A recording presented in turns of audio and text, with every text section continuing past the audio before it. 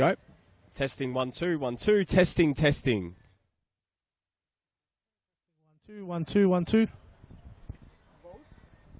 Testing testing 1 Testing 2 testing 1 1 2. 2 1 2. Perfect.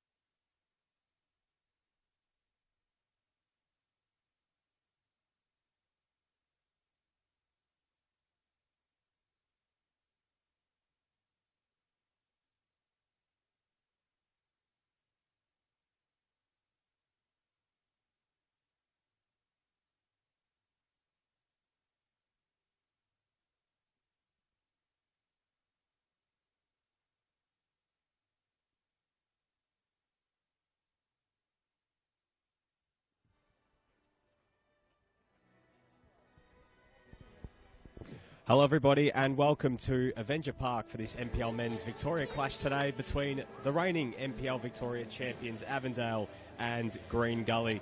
A beautiful sunny Saturday afternoon here in Parkville for this clash between two sides whose form couldn't be more contrasting to start the season. Avondale sitting in second, coming off the back of 3 consecutive wins in the league and 4 in all competitions, taking on a Green Gully side who have not won in the league in over 2 months. The pressure is continuing to build on a side that are, in one way, just to put it bluntly, underwhelming this season. Nick Tabano and Mark Ivkovic on hand today to bring you all the action. Mark, this is a big game for Green Gully to try and get a response, but also for Avondale to try and keep pace with South Melbourne at the top of the standings. Good afternoon, Nick. 100%. Big game for Green Gully. They need to turn their season around very, very quickly because it's going pretty pear-shaped at the moment. And Avondale, tough game during the week, pushed the extra time in the cup against Altona East, so going to be a bit weary out there. They want to gain control nice and early and avoid going to the wire with Gully. So 2 changes for both teams heading into this game. Avondale making 1 in midfield and 1 in defence. Of course, Christian Trycheski suffering a season-ending leg injury last week against Dandenong Thunder means he is out of the side today, with George Mells coming into midfield to replace him. And there's another change in defence, and it's a big one. Massimo D'Argenio in at centre-back with Kalilu Kamara out of the squad today. Sebastian Vargas comes into the team to fill up the bench this week, but Avondale going with 1 less, only 5 players on the bench in Zoki Markovski's side, who are also still without the likes of Dylan Jakupi and Yite Towns. Well, Green Gully as well making 2 changes. Dalibor Markovic drops out of the squad entirely this week. Coming into the side is both Joshua Hope and Justin Spiteri, as Thierry Iradakunda drops to the bench. Green Gully last week, 2-1 loss at home against Port Melbourne. Avondale, an 8-0 win against Dandenong Thunder. It really just sums up the contrasting fortunes between these two sides. Avondale, a side looking to compete for silverware yet again this year,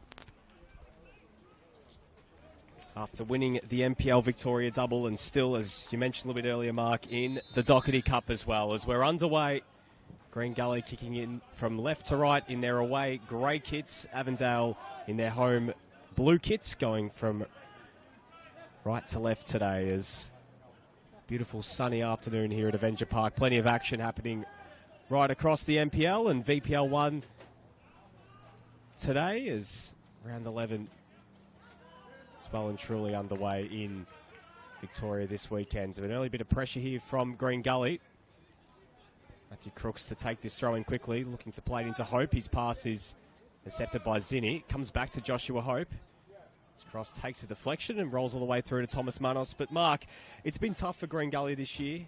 2 wins from their opening 3 games to start the year, but since then, only 2 draws, and the majority of those games since then as well have been defeats. What have you noticed has not gone right for Green Gully this year? A lot's been made of their attack, but it seems like that isn't the only issue for Stephen Downs' side this season. Yeah, I think the Pierce Waring departure just before the season obviously isn't ideal, but that's, at the moment, that's the least of their problems. They're conceding soft goals week in, week out, and with the players in defence that they've got the calibre to be keeping clean sheets regularly. You've got Taylor Shrives at the heart of defence, Jalil Regay as well coming across from Port Melbourne. It's a pretty good centre-back partnership, so there's probably more behind the scenes that we don't know about, Nick, that's going wrong there. They just look lifeless in their performances in the past few weeks.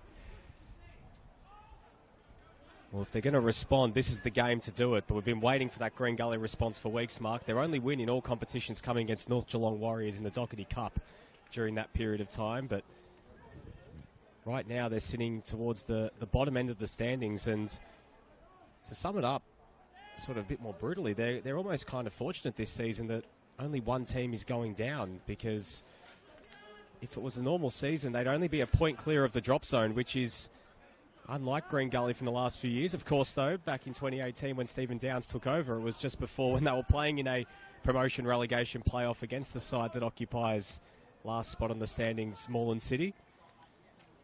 Yeah, but you've got to be careful, Nick, because that's, we saw the wording in the rules of competition. So that's if the second division does go ahead. Everyone is assuming that it does, but for football in Australia seems to amaze us week in, week out. So, if it doesn't go ahead, there'll be 2 that drop. So you'd want to steer clear off that second last position just in case things go pear-shaped with the second division, because you could find yourself relegated and playing in VPL 1 next season. We saw earlier on this afternoon the Melbourne Knights with the dismissal of Ben Suri. I wonder if that puts a bit more pressure on Stephen Downs today as well, if they don't get the result. Once clubs start pulling the trigger, other clubs in and around them seem to follow suit if results aren't going the way they want them to. Come back to that in just a sec. A free kick here for Green Gully. That free kick takes a deflection and it's out for a corner. So, as Mark alluded to, 3 coaching changes now in the top tier of Victorian football this season. We've seen Cam Watson depart Hume City, Ryan McGuffey at St Albans departing, and now Ben Suri at Melbourne Knights. Short corner taken here from Gully. Ball's whipped into a dangerous area. Katabian getting back and nodding it away. Matthew Crooks getting forward from defence to win it from Stefan Zini. And of course, whenever there is a coaching change, the scuttlebutt continues as to who the replacement's going to be. There are always names floated, and you hear it around whispers in Victorian football. There's always different scuttlebutt going on. So another loss for Green Gully will just pile on that pressure on Stephen Downs. Here's Kadakpo. Just kept it alive. Plays it centrally to Josh Hope.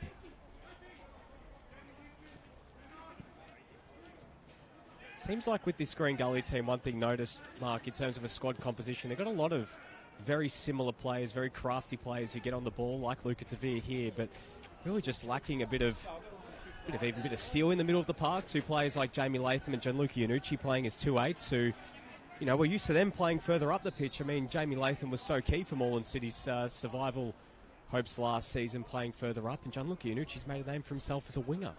Yeah, you need a little bit more grunt in the middle of the park. They are all top quality players playing in midfield for Green Gully, but you see with Avondale, you've got a lot of mobility in Sian Cuba, George Mel's the playmaker, and Joey Katabian as the grunt.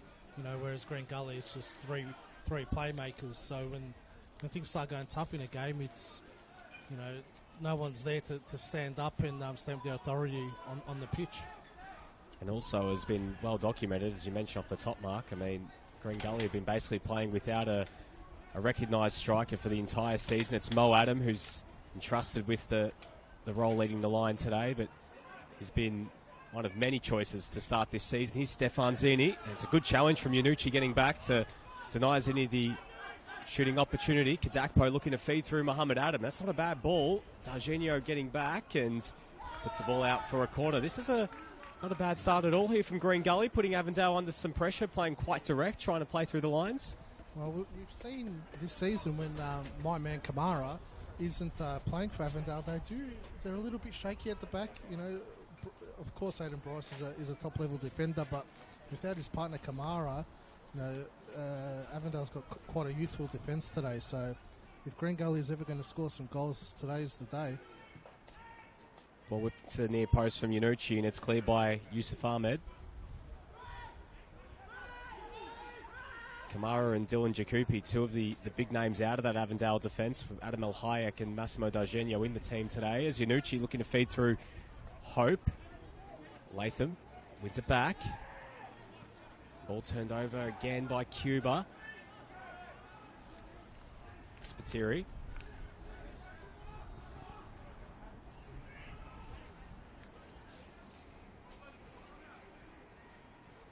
Seen at times this year Green Gully opt to play Josh Hope as well as an auxiliary number 9 at points this season. They've really been desperate for any sort of answer. Pierce Waring, of course, off to Oakley Cannons on the eve of the season. Daniel Clark unavailable. Lucas Derrick getting injured as well. Doesn't help their cause. So really the 3 attacking options that Stephen Downs was expected to have at his disposal this season, all unavailable today. But there's still enough quality in that final third to cause Avondale some issues. I mean, Mohamed Adam, a very talented player. Same with Josh Hope and Adolf Kadakpo. But just on that Waring situation, Nick, Oakley's paid a transfer fee for Waring. if you're Green Gully, it's a week before the season starts. I wouldn't let him go unless you've got a replacement lined up. They should have just stuck to their guns and held on to Pearce. Yeah, he probably would have wanted to leave himself, but you're contracted to the club, and if we can't find a replacement, you're not going anywhere. So I think it's a bit of mismanagement from the club to just let him go and not replace him. Well, Pearce Waring, since going to Oakley, only scoring the 1 goal. His starts have come few and far between. Stuck behind another former Green Gully striker in Alex Salmon in the pecking order, but we've seen as of late it's been even Asad Kasumovic who has getting himself a start in recent weeks out wide when Waring has got an opportunity, has played more as a winger, but it's been a bit of a tough start to him for life at Oakley, but here's a chance for Gully looking to get forward. Spiteri, his cross is met by Aiden Bryce. It was a poor one there from the youngster as Katabian looking to launch the attack from deep. Going to feed through Stefan Zini, and he gets a touch there, Zini. He's in behind here, Stefan Zini, and a good challenge from Crooks at the last moment. And Matty Crooks, who has only just come back into the Green Gully side in recent weeks, making a huge intervention. Stefan Zini, 8 goals this season. It's been a really good patch from Zini over the last couple of seasons, Mark. I mean, last season was so key for the side that did obviously win the double, but this year is really picked up where he left off. Yeah, when Zini's in form, he's probably the most unplayable winger in the competition. You know, his pace, his power and his finishing is up there with the best.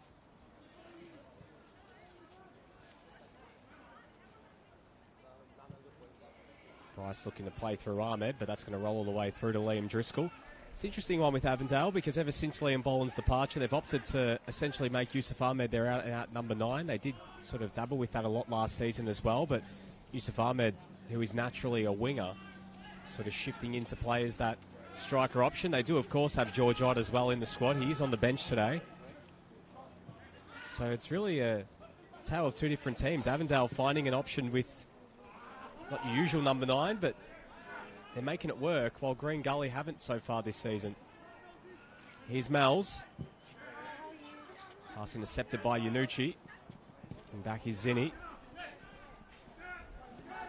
Well, at the end of the day, Nick, it's, you know, for a number 9, it's about getting the service. You know, and really, Green Gully haven't been creating too many chances. So, like I said earlier, it's, I think, a lack of a natural number 9 is the least of the issues at the moment.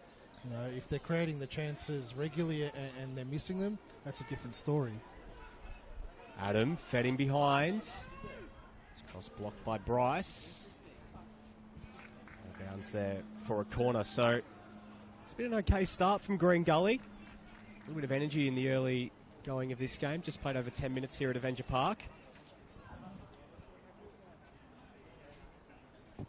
Green Gully's last 5 results, a 2-1 defeat to Port Melbourne, a 3-0 loss away against South Melbourne, draws against both Dandenong sides, 1-1 on both those occasions, and a 4-1 defeat against Oakley. That game against Dandy City, though, is the one that really comes to mind when they left points on the table. We're leading with only seconds to go before Giannakopoulos' late equaliser, an absolute belting goal. Yanucci gets to the byline, whips it in. Deflected off El Hayek. Hope. And Latham forced to retreat all the way back to Matthew Crooks. 3rd season now at Green Gully for Joshua Hope since coming back out of his professional retirement in 2020 from Melbourne Victory. And opting to return to semi-professional football in 2022 with Green Gully after a little bit of a sabbatical.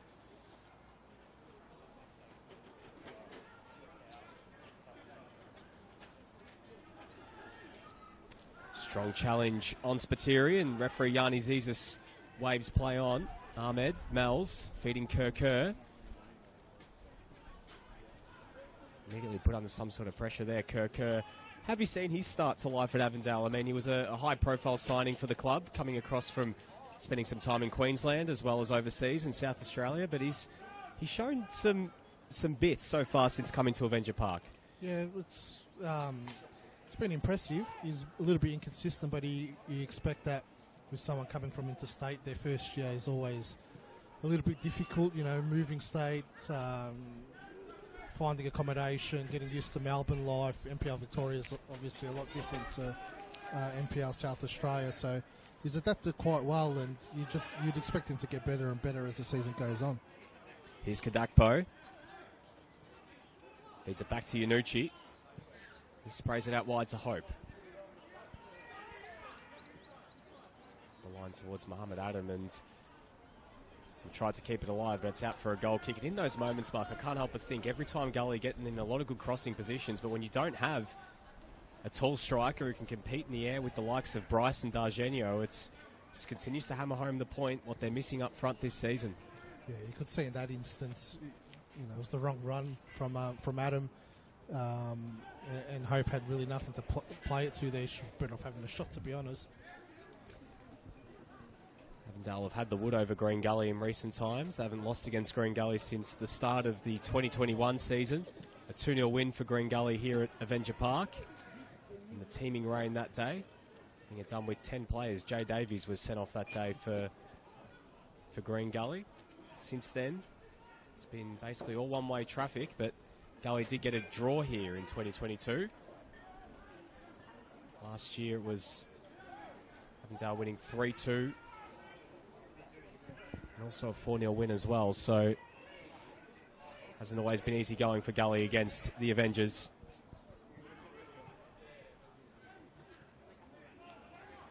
Here's Latham. Shrivers. I'll work there from Gully to now to the right for Kadakpo. Hope making the run, that's where he goes. Hope just tries a first-time effort, and his shot takes a deflection, and it's out for another corner. So set piece is starting to pile up for Green Gully, but still yet to really test Thomas Manos's goal. Yeah, the pressure's coming. They want to make the most of the set pieces, really. We've harped on about the lack of number 9 presence, but the amount of set pieces they're racking up, probably their best avenue to goal this afternoon. Yanucci plays it short.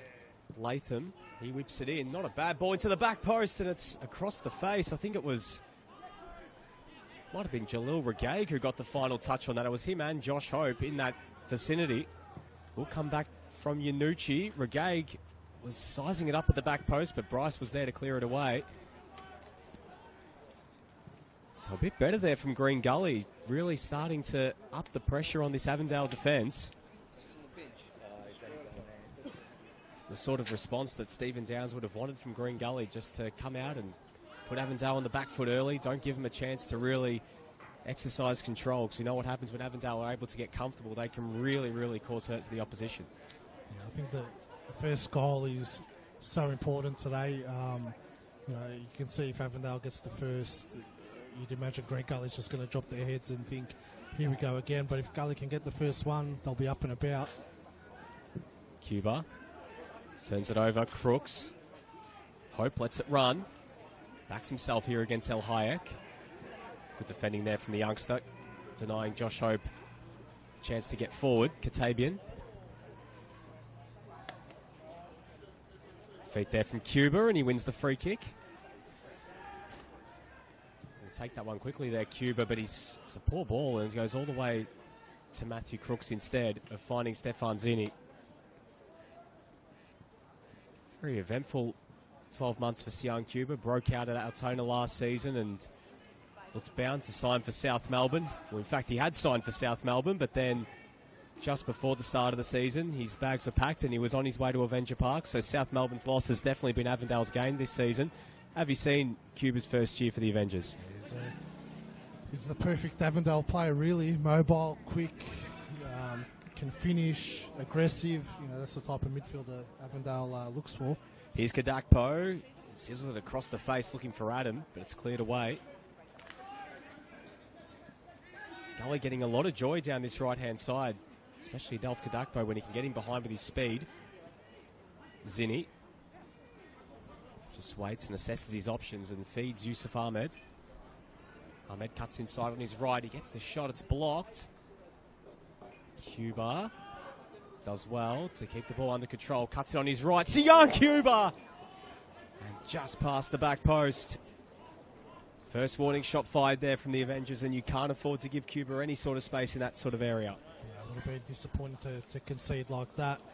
You know, the first couple of blocks, it was great defending, but you can't give him a space like that to shoot.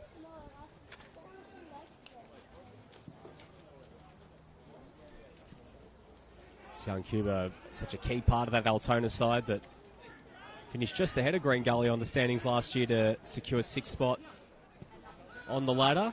Part of that fleet-footed attack with the likes of Jonas Markovsky and his brother Josh, Rob Harding,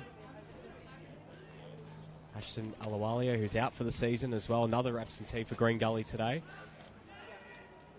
suffering an ACL injury in training. So when it rains, it pours, it seems at times, when things are going badly for your club.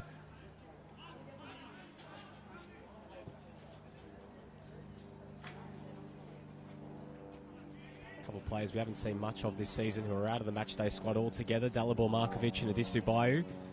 Markovic did start the last game as the ball almost finds its way through to Adam, but Manos coming off his line and clearing it away first time. One-on-one here between Zinni and Crooks. Crooks does well and is able to negate the presence of Stefan Zinni, but Dalibor Markovic did start the last game. He's out of the squad entirely today. Adisu Bayu was on the bench last week, but he's out of the squad entirely. So two players who have featured at the highest level in the A-League for a couple of seasons, not in the Green Gully side today, as Kadakpo looking to get in between two players. Kadakpo still going. Players going down inside the box. It was Targenio hit the deck, and it's a free kick awarded to Avondale, but Adolf Kadakpo has been very bright early. There's a strong physical presence out there. You can't help but think he's probably the better option to be playing down the centre of the attack and Adam coming out wide, but Kadakpo's he's had a great start to the game. So a bit of concern here for Thomas Manos, who is down holding his leg, and the Avondale physio is out. Backup goalkeeper Mayen is up and warming up. So a bit of a concern here for Avondale if Thomas Manos can't continue. He's a tough cookie, Thomas Manos. We know that it takes a lot for him to have to come out of a game. We remember on grand final day suffering that heavy knock and was able to continue and see out the game, thankfully for Avondale, because they didn't have a backup goalkeeper on that occasion. But Mayen warming up on that far side might be called upon if Manos can't continue. Physio's given the thumbs up, Nick. He's all good.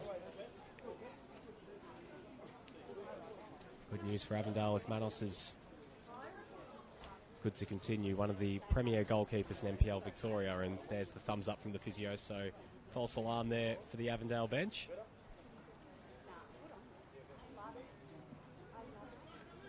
Also on the bench today for Avondale, Sebastian Vargas, George Ott, Ethan Pisani and Liston Diaz. Only 5 on the bench for Avondale today compared to 6 for Green Gully. Jay Sharma, Shifa Ahmed, Abdul Kuku, Reef Murfitt, Elion Kifle and Thierry Iradakunda making up the bench for Green Gully this afternoon.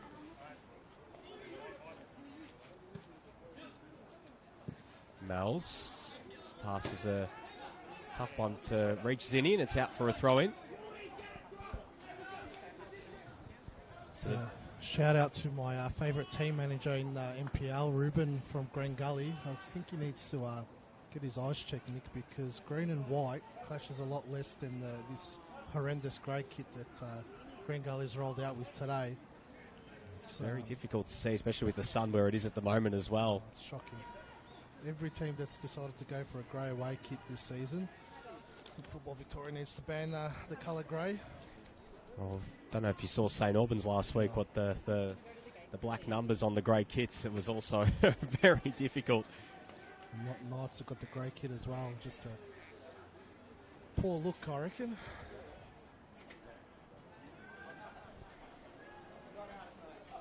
You know me, Nick, I like to criticise everything I see.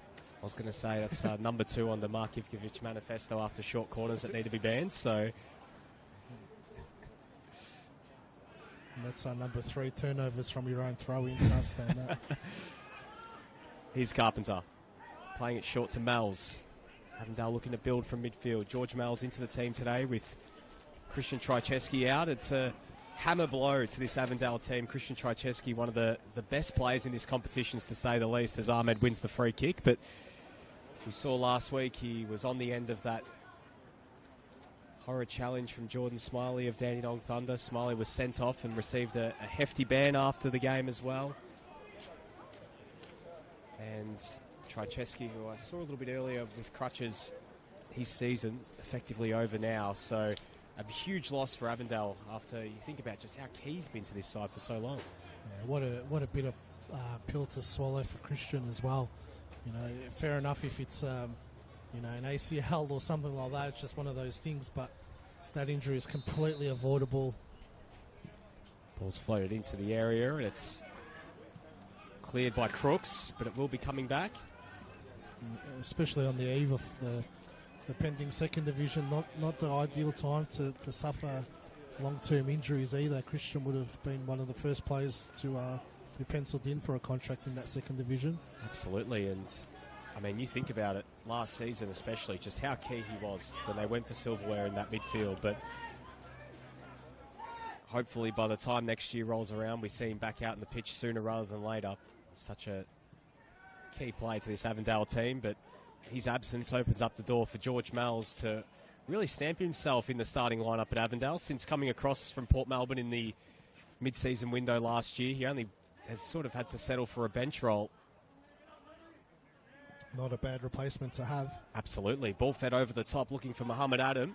Foot race here with Dargenio, and his cross out towards the back post. And it just eludes Luca Tavir.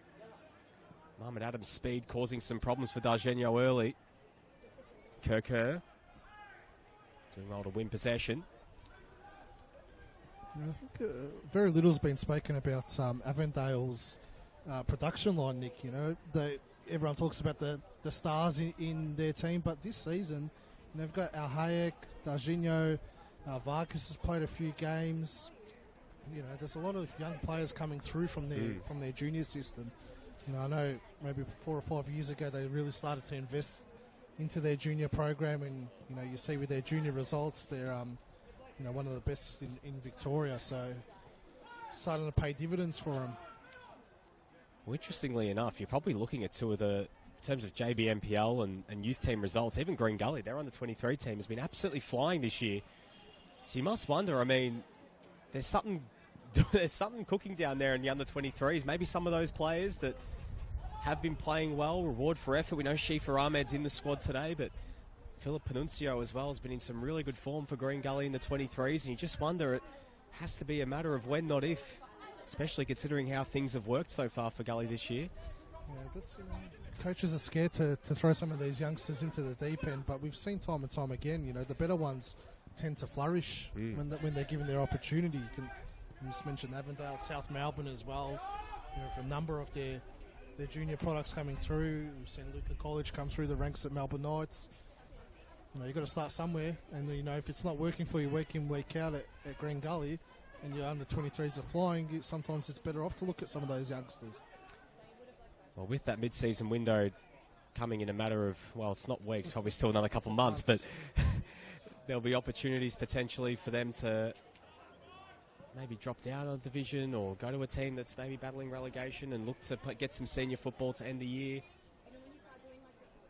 Maybe just stick it out this year, but even if they do, they will certainly be on the radar of sides for next season. We see how many players come across from the under-23s. I mean, some of these, the likes of Dargenio and Adam Alhayek, especially Alhayek, he was part of that Avondale team. He spent some time at Western United's youth team, and he's come back and he's really stamped himself as a very, very good player at this level.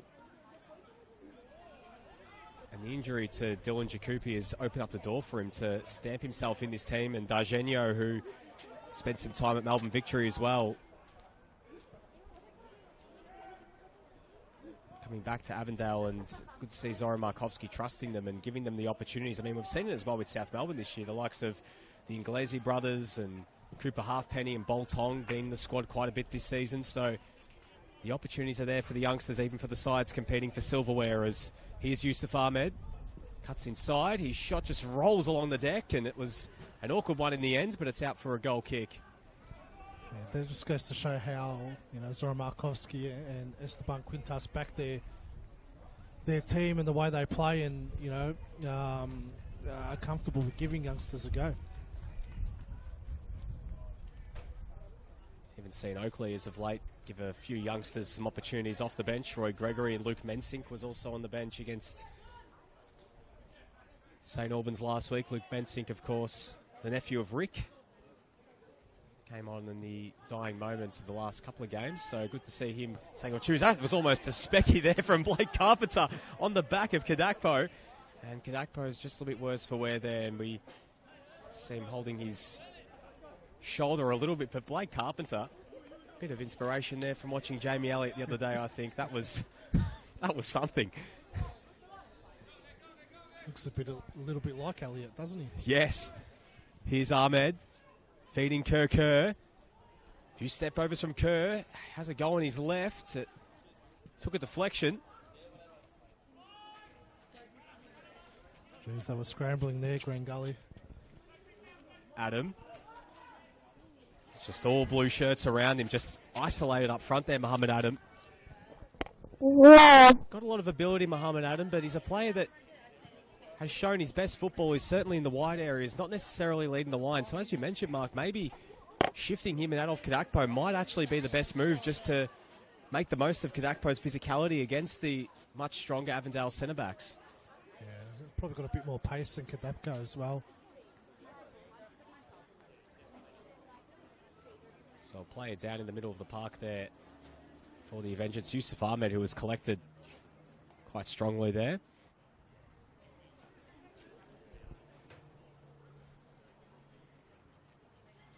Plenty of action happening right across both tiers today. Over at CB Smith Reserve, Moreland City are leading against Altona Magic 1-0. George Andrews Reserve, Dandenong Thunder 2-0 up against St Albans. And at Petty's Reserve, Dandenong City taking a 1-0 lead against Manningham at the moment. Big result if Moreland City can hang on and win that game. Finally, just finally get their first points of the season. It seemed like it was coming last week. They led against Heidelberg. They had the scores level with only a few minutes to go, but maybe some green shoots if they can hang on and get a result against the Magic. Yeah, maybe came out on Twitter and criticised how poor they've been, but since that they've lifted their game. They really need 3 points today. Altona Magic at home, that's one that you think that if they're ever going to get a win on the board, today's the day. Of course, 3 games in VPL 1 today, all still 0-0. Eastern Lions, George Cross, Melbourne Victory's youth team against Bulleen, and North Geelong against Kingston City.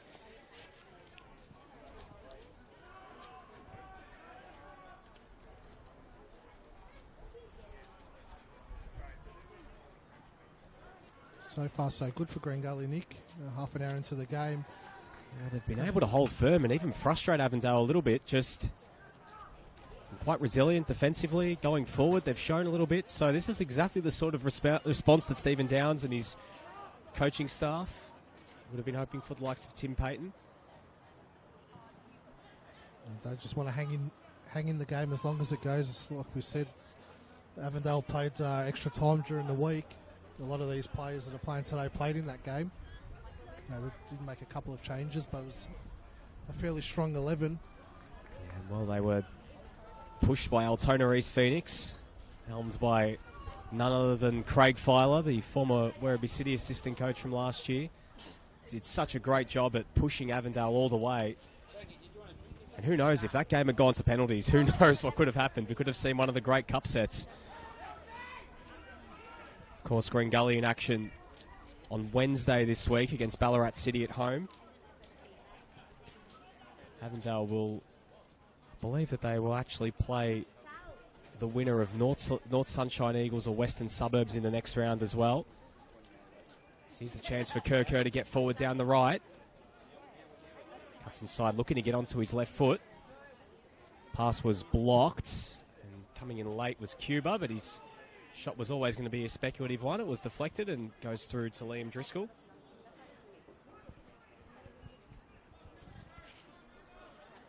Meanwhile, if Gully are to progress and defeat Ballarat City from State League 1, they'll play St Albans or State League 5 East Bentley. So talking about a potential giant-killing opportunity for East Bentley, it's 8 divisions separating both them and St Albans on Wednesday night, but Both these two sides who have experienced the national stages of the Australia Cup would be hoping to get back there this year and maybe get some silverware through the Doherty Cup as well this year. Ball fed out to the right side. It finds Kadakpo. Great touch from Kadakpo, and it's a great save from Thomas Manos. It was straight at him almost in the end, but he had to stay firm and almost caught him by surprise. But again, Green Gully putting some pressure on this Avondale defence. Great save by Tom Manos, but can't feel. But Kadakpo should have probably gone across the face of goal then instead of the near post. Probably would have hit the back of the net that way. Not taking anything away from Manos. Ball floated in towards the back post. He's looking for Shrivers, but Bryce met it first. Tavir, being quiet early. Not a bad ball from Luca Tavir. Into the back post, and Regaig was unmarked at the back stick, and he puts it wide. An absolute gimme there. Perhaps he didn't really expect it coming to him. Maybe a bit of benefit of the doubt there for the centre-back, but again, what an opportunity for Gully. Yeah, no benefit of the doubt from me, Nick. That's you got to finish. you got to finish that. You know, you're struggling for results, and you know you've got the momentum at the moment. You've got to finish that. And a player of Jalil Regaig's quality is good enough to finish that from 5 yards out. Well, Thomas Manos had left the goal gaping there for him, so that's on target. That's a goal. So two great opportunities for Green Gully in a couple of minutes, and suddenly the pressure building on the Avengers. Another player missing is Yite Towns, so they're down two key midfield players today, and of course first choice centre-back in Kalilu Kamara, but they've still got enough quality. And you've got the likes of Joey Katabian and George Mells and Massimo D'Argenio and co. You've got enough there still to get results. Bryce, good touch there from Joey Katabian. Here's Mells. Driving forward, Mells. Looking to feed through Zinni, but Matthew Crooks read it brilliantly, and he's put in a really good shift against Stefan Zinni early doors. Here's Tavir. Feeding through Adam. Kadakpo offering in support. That's where he goes with the back heel, but Aiden Bryce, very well played, getting across and cool, calm as ever. The Avondale captain. Mells towards Zinni. Zinni knocks it ahead of him, but it's out for a throw-in. Starting to see Luca Tavir get involved in the game. He's a real talent coming across from Port Melbourne in the off-season. It was so good for them the last couple of years in their finals pushes, and he's a player to watch. Yeah, big fan of his, especially last season, probably his breakout year at Port Melbourne. But big shoes to fill, you can't discount the departure of Luke Jego as well. Yes, absolutely. Luke Jego now playing for Preston Lions in VPL 1 as Katabian looking to feed through Zinni. Matthew Crooks getting back and keeps it alive. Here's Driscoll. Just having a look behind the Green Gully goal there, and that might should be their goalkeeper coach behind the goals there, giving Liam Driscoll a bit of extra encouragement as well. Yanucci. Feeding it back to Jalil Regaig. If you're Stephen Downs and your Green Gully players, you'll be very encouraged with what you've seen in these early going 36 minutes played, still 0-0, and had the better of the chances in this game. Frustrating a side that can score and score for fun.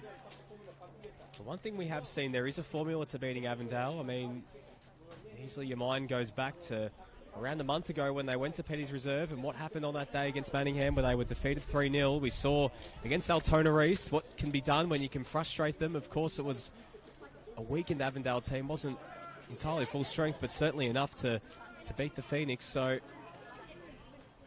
how can they adapt? There's Kadakpo getting in behind Carpenter. No free kick awarded to Avondale. Kadakpo across the face, and another key intervention from Bryce. It's right decision. Carpenter went down quite easily there. Adam putting him under pressure, and encouragement comes from his Gully teammates. And it seems like they're playing with a pep in their step at the moment. You would know it that Gully haven't won a game in 2 months in the league. No, you wouldn't. They're definitely up and about this afternoon, which is encouraging signs. You'd expect them to be a little bit down in the dumps, but you get the feel that they're playing for something today. They know they're desperate for the 3 points.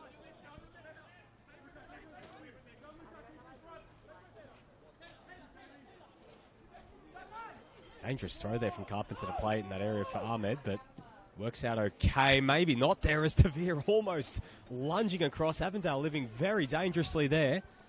El Hayek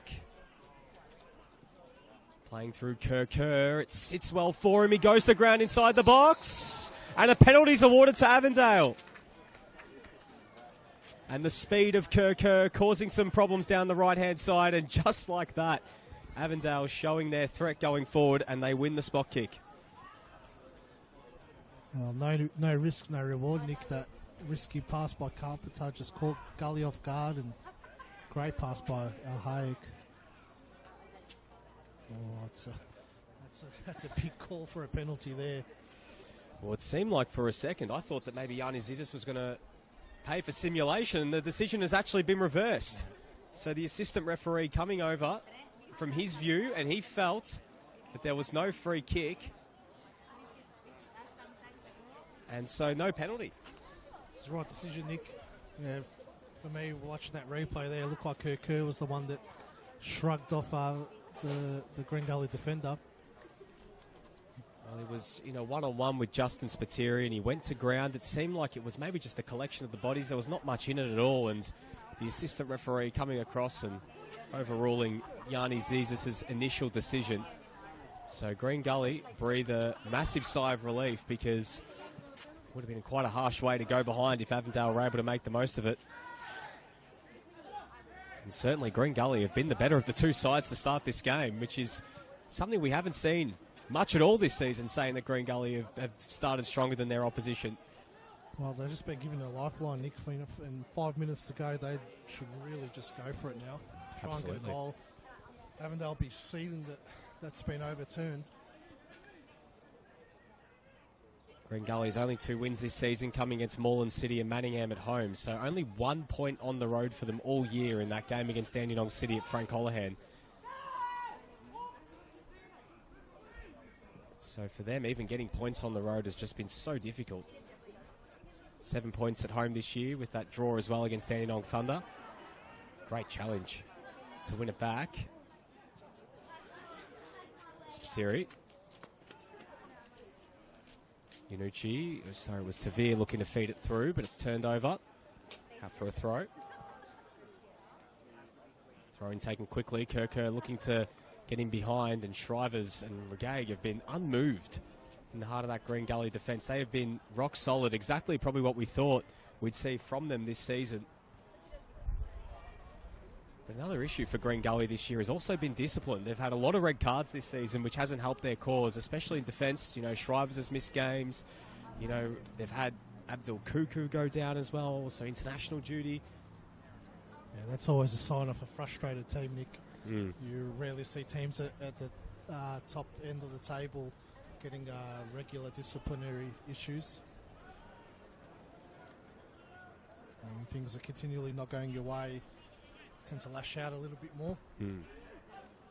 Kadakpo also another one who received a red card earlier this season, so it goes to show that it's happening at both ends. But the last thing you need when you're trying to get points on the board is not helping your case by finishing games with one less player on the pitch, as Yusuf Ahmed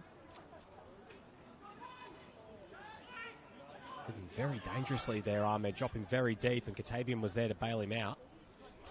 El Hayek. Kerr, and a bit of a case of multi-ball there, as second ball's in the middle of the pitch, as here's Ahmed. Mel's looking to feed it through. Going to ground was Latham. Will be coming back, so Avondale able to lock it in their attacking half. It's a poor touch from Cuba. It's corralled by Shrivers, and well defended by Kadakpo. Taylor Shrivers, Mark, someone who's been now in Australia for a couple of years since coming across from Team Wellington, someone you've seen firsthand as well at Melbourne Knights. A very, very talented centre-back. Someone that I brought to Victoria, Nick. There you go. Yeah, it was my signing cap from New Zealand. Hold that thought for just a second, because Tavir with a stinging effort And a good save from Manos getting down to his right.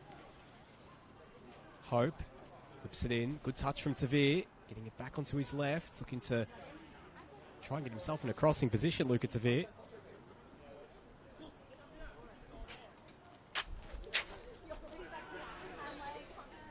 Free kick awarded there to the Avengers. Yeah, Taylor Schweiss came with a big reputation, and to be honest, even the first training session when he came from New Zealand to the Knights, we were super impressed with him. He's definitely a leader, very comfortable on the ball, great understanding of the game, and himself and Aidan Bryce for half a season were excellent together. Now on opposite sides today. Also, Thomas Manos obviously was there as well, so really that whole defensive spine in action today. George Ott as well is in that team.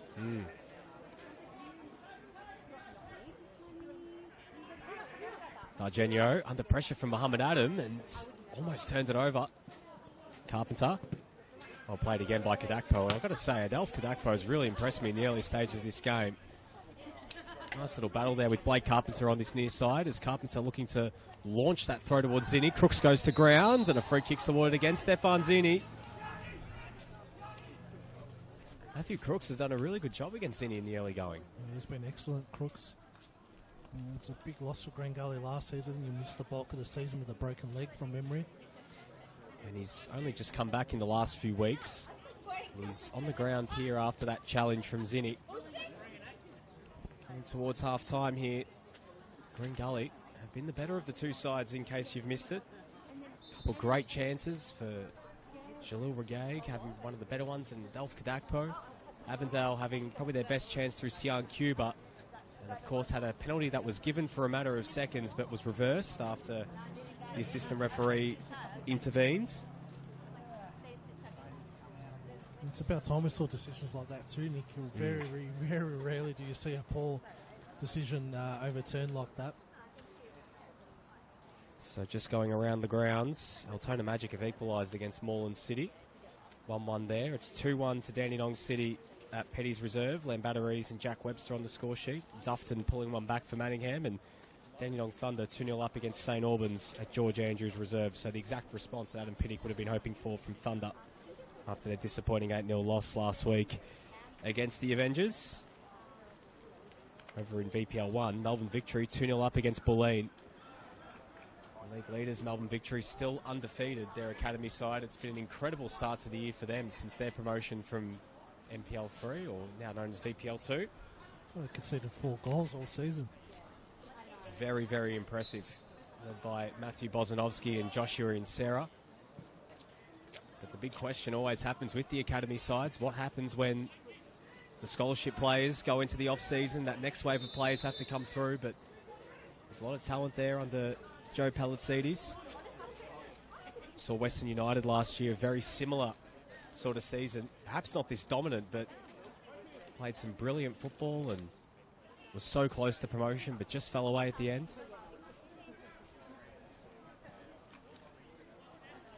Well, for Bulleen, it's looking like it will be second defeat in their last 4 games, and 4 games without a win for them. So the frustration for them after a 1-1 draw against Kingston in midweek. Crooks is done, Nick.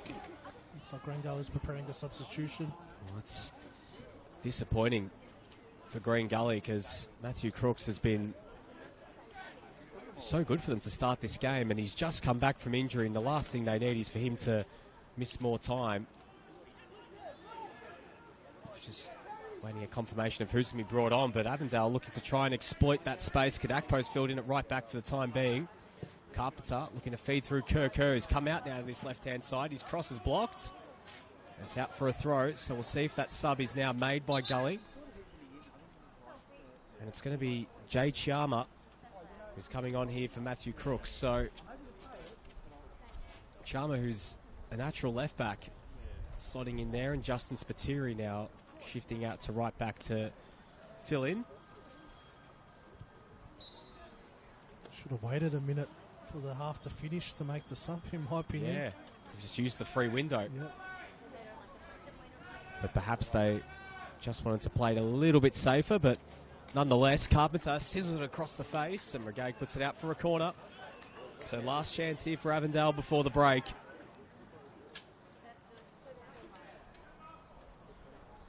And they find the opener here. It's been tough going for them against Green Gully, a very resilient Gully side to start this game. We'll see what they can do from this set piece. It's young Cuba coming across to take it.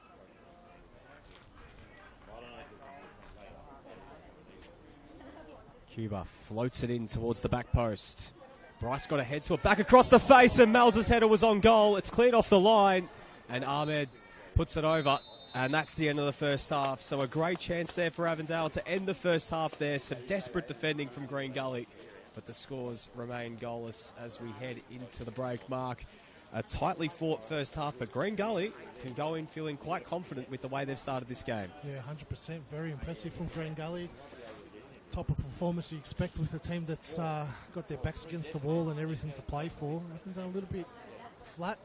You know, you could probably put that down to the midweek game and, you know, a comfortable 8-0 victory last weekend. You probably can't blame them for being a little bit overconfident. But yeah, super impressive from Green Gully and more of the same from them in the second half.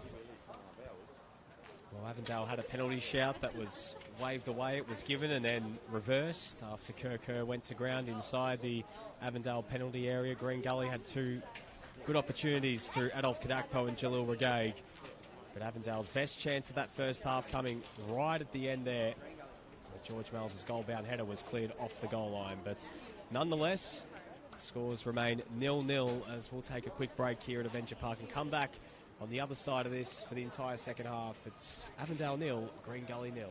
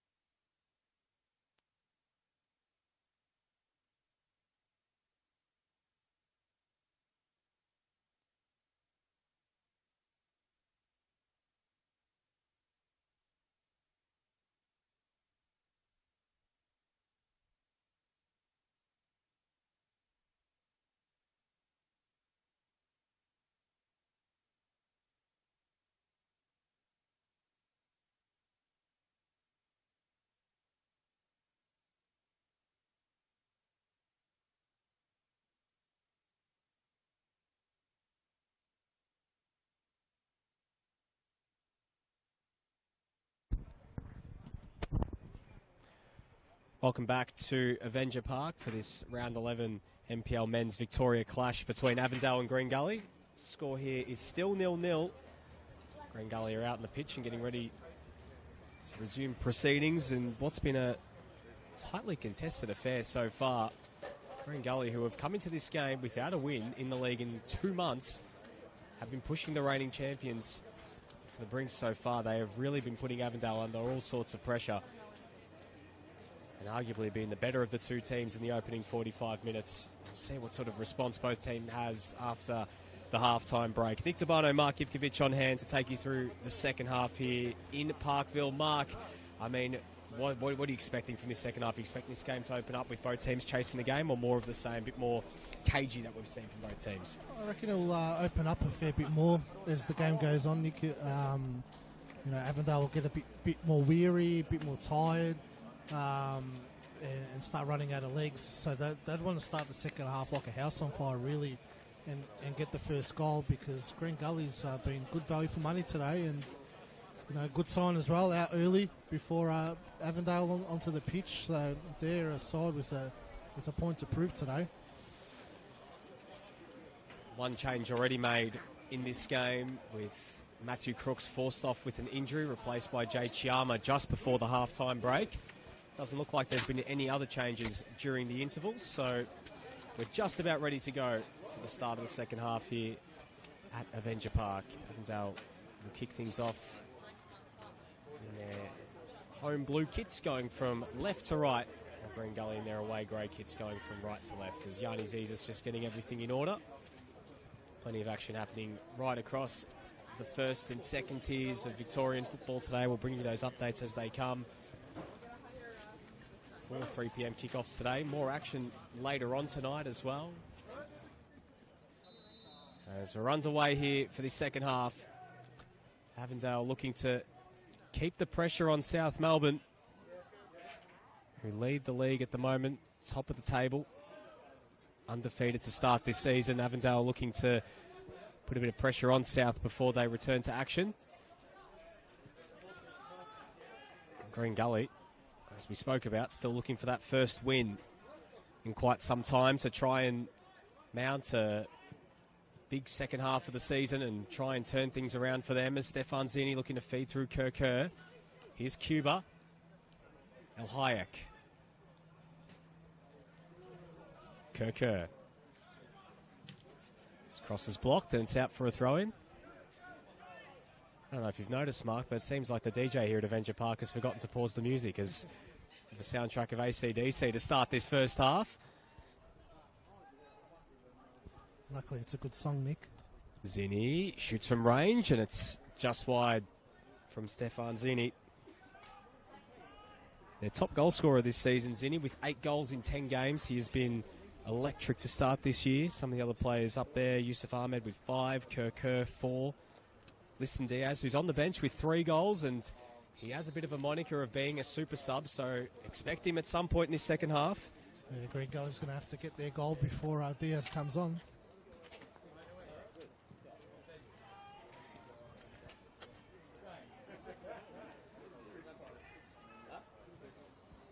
Diaz with 2 goals in his last 3 games, scoring last week against Dandy Thunder and also against Altona a few weeks ago.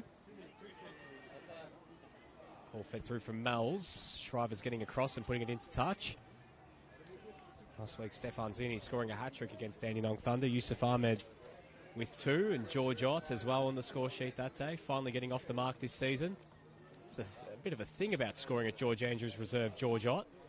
It's a hat-trick last year for St Albans against Thunder. Yeah, and he scored his first goal for Avondale against Thunder in Bendigo or Ballarat, wherever the game was last season. Tavian going to ground, winning the free kick. George Ott been around the traps in Victorian football since arriving from New Zealand, playing for Melbourne Knights for a little bit, St Albans, and now at Avondale. We haven't seen a lot of him for Avondale since coming across. We haven't seen him being able to reach the sort of goal-scoring heights that we saw, very fast start at Melbourne Knights and St Albans as well.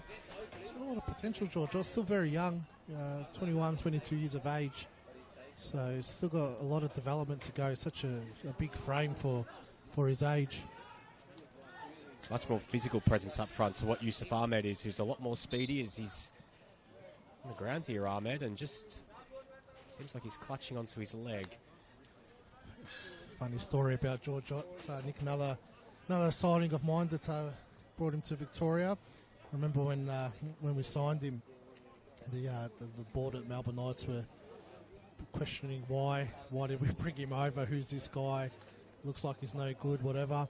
And trained with us, I think it was 1 or 2 sessions, and started him against the Bentley Greens away, and he scored in the first 35 seconds of the game. I don't think I've ever celebrated a goal that hard in my life. And the rest is history. Yep.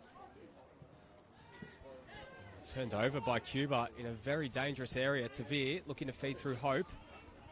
In a crossing position now, the Tasmanian.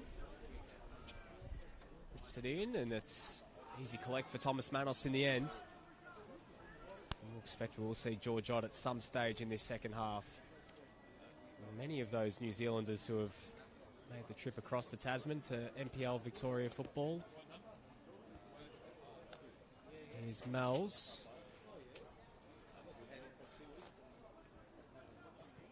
Spiteri looking to get forward and goes to ground, a free kick awarded. And it's actually a good place to recruit from, Nick. You know, especially for your visa spots, they speak the same language. It's very easy to get them into Australia, and you know, culturally as well, it's quite similar. Seen so many of them do well in Victoria. Ball fed through, looking for Adam, and it's collected by Manos. We've seen Hamish Watson, another one, of course, the hammer, who, you know, it's always on the score sheet for those few years he spent in Victoria as well. Another one of mine, just quietly, Nick. Mohammed Awad as well. Yep. Scott Hillier, who's played Avondale. Bentley Greens. Tommy Semi as well is another one. Yep. There's a lot of talent in New Zealand. I mean, you think about even the likes of Emlyn Wellsmore as well, who's playing for Oakley now, and going down a tiers, a couple as well in VPL 1 that are strutting their stuff too, have come across from New Zealand. It's certainly a hotbed of recruiting, and you do wonder if maybe in this mid-season window some teams look across the ditch once again. It's a surprise at Green Gully, you know, with Pierce Waring leaving. I would have been on the phone to Hamish Watson, and how much do you want, mate? Yep, come. Yep. Here's Hope. Just brings it under control before Dargenio can close down. Feeds it back. Yanucci.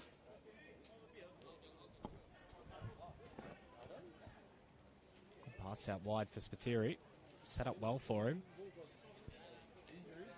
Getting back was Zinni though, and he clears it away. Yanucci, key intervention before Kerr can close it down.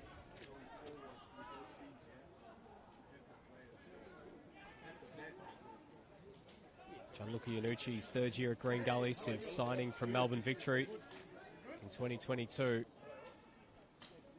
Does his most damage in the attacking third, but this season has seen he's playing a little bit more as an 8. Here's Luca Tavir, gets it out from underneath him, looking to open it up for himself. He's still going, he feeds it short to Yanucci. Shooting range, takes a deflection off Bryce, and it's out for a corner. Still controlling the game, Green Gully. It's probably been their best performance of the season to date. Absolutely. I mean, even in their wins against Moreland City, against Manningham, although it was a 4-1 win against Manningham, it wasn't an entirely convincing performance. And even against Moreland City, it was a 1-0 win, but by no stretch did they dominate that game either, as the ball's floated in towards the back post. The header at the back stick, and it was Jalil Regaig again coasting in late. And it's cleared off the line. A hat-trick today, Regaig. He's been in that back post area on 3 occasions, so not only would it have been a hat-trick of opportunities in literally the same spot from set pieces, as now Yanucci cutting through 2 players, goes to grounds. No free kick awarded.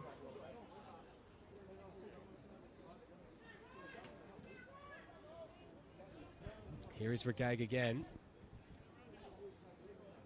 Talking about a player who will certainly be on the radar of teams who might be looking at the NST next season, as Manos closed down by Adam. Hayek, and just put under enough pressure from Josh Hope, and He puts the ball out for a throw, and he's looking at his teammates saying, I had no other option there, mate. Needed a bit of extra support. A bit of frustration seeping in from the Avondale players. They haven't been able to break down Gully just yet. Look very, very flat today, Avondale.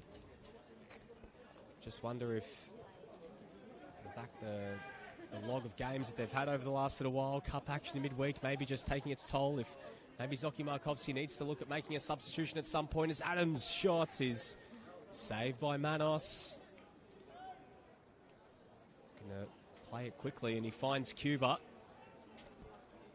Feeding through Zinni. Zinni getting in behind. Shriver's getting across. Key intervention from Shriver's. And it's a corner. Did enough just to slow Zinni down at a key point. The danger not completely averted just yet for Gully. That's superb defending there from Shriver's.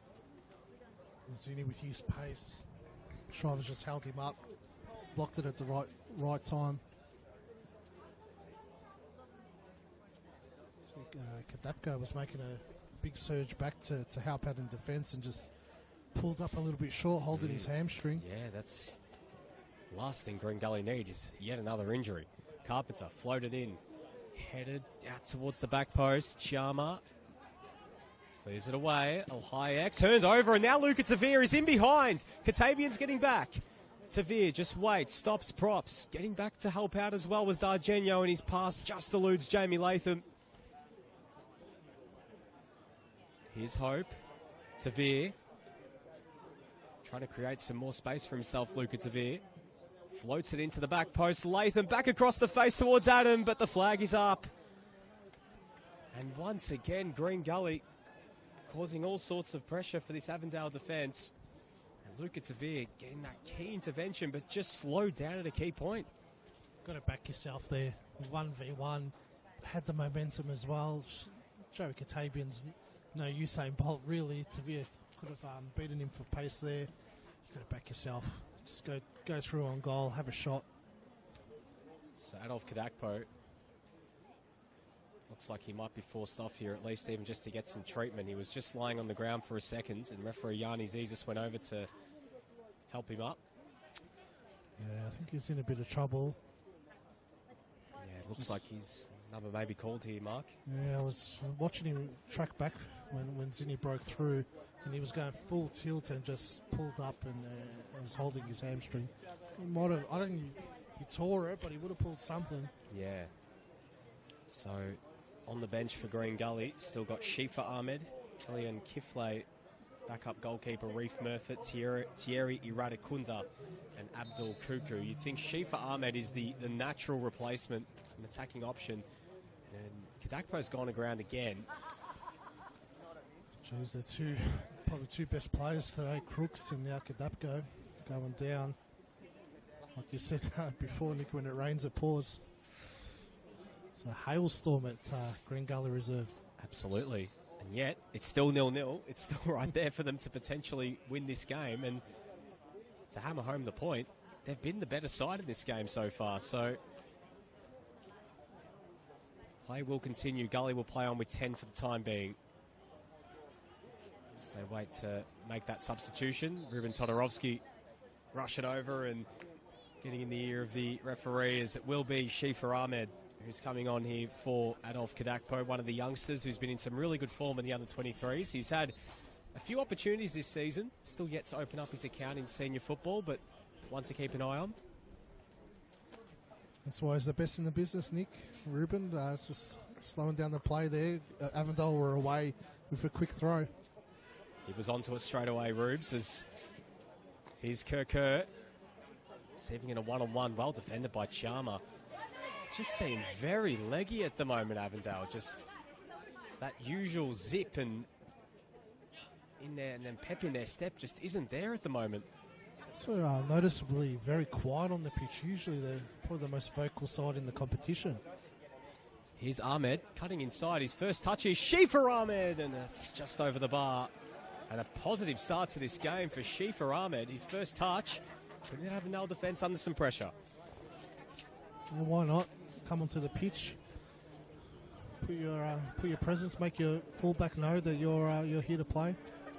Turned over by Kerr. Shrivers. Here's Tavir. Playing it short to Adam. Isolated with El Hayek in a dangerous position. Adam shoots and just pulls it wide. Gully just continue to put this Avondale defence under pressure, but eventually they've got to make these chances count. That's the key point there, Nick. You know, all well and good controlling the game, but you need that scoreboard pressure because any moment Avondale can just go bang and get one in the back of the net. Here they go through Cuba, feeding it over the top to Kerr. He's played in one-on-one with Driscoll, and that's a brilliant stop.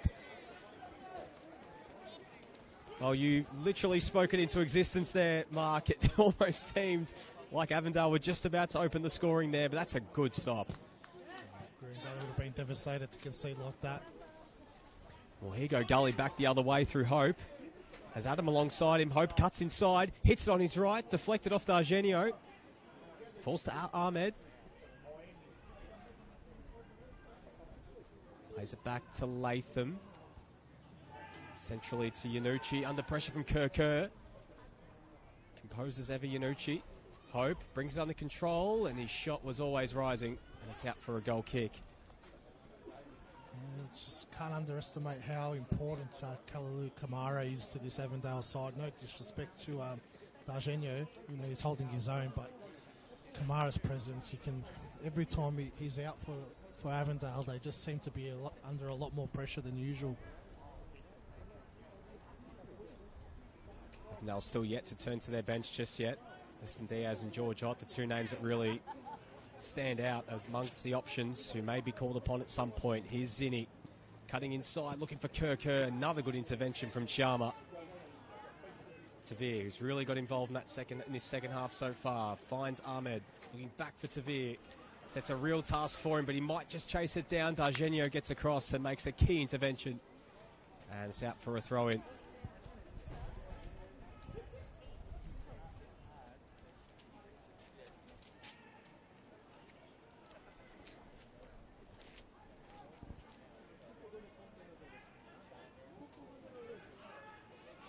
Sharma.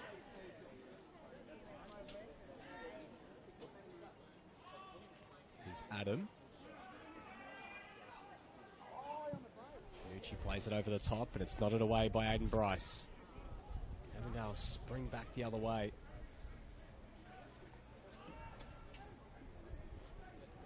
One of the fascinating things about this Avondale team is, and I mean, if someone's watching this stream who hasn't been on top of NPL Victoria football for a while and is wondering what is Joey Katabian doing as a number 6, I mean, many years ago he was an absolute goal machine going forward. As now it's a chance for Muhammad Adam in behind. That's a good stop from Manos, and another warning sign for that Avondale defence.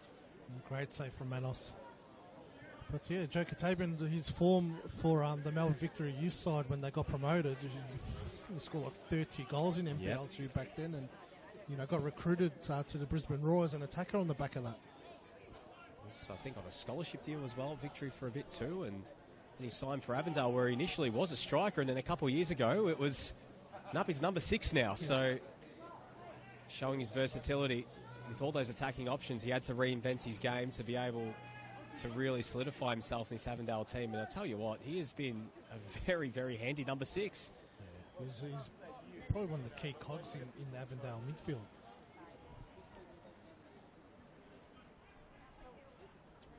He's aggressive, and then obviously with his attacking instinct can get forward and score a goal as well. But just his presence on the park, he's so vocal, he's a big leader in that side. Turned over in a key area. Ball fed over the top looking for Yusuf Ahmed, who just hasn't been able to have his usual impact on this game. Yusuf Ahmed.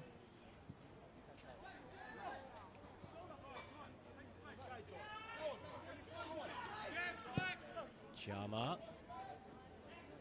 Led away by Bryce. Tavir brings under control. He's been very busy in this second half, Luca Tavir. In possession again. Plays it short to Latham. He feeds it out wide to Ahmed. In a crossing position, Ahmed. He goes for goal himself. Drags it wide. It's been a bright start from Shifa Ahmed as substitution now for Avondale. And it's going to be Liston Diaz coming on here for George Mells. So a very attacking change here from Avondale, but they've got to go for it. It was a very attacking change. Definitely not like for like, but George Mills found it a bit tough going today. It's a little bit rusty, a few turnovers. Not the usual silky south that we've come to expect from George Mills. See Kerr drop into the midfield now, and Liston Diaz come out to the right. So Kerr playing as at number 10 now, which is quite fascinating, but they've turned it over again. It seems like every time Avondale have tried to play through this very organised Gully defensive setup, it's just fallen to bits in some key moments. They're extremely organised today, Green Gully. Very compact, fighting for every ball. It's been actually refreshing to see. Certainly the response that been looking for from Green Gully for weeks. But the question remains, is it going to be enough for them to get something from this game? Is it going to be enough for them to maybe even get all 3 points as Dargenio turns it over? Ahmed, been very bright since coming on, breaking down that right-hand side. His players lining up in the middle. Ahmed still going.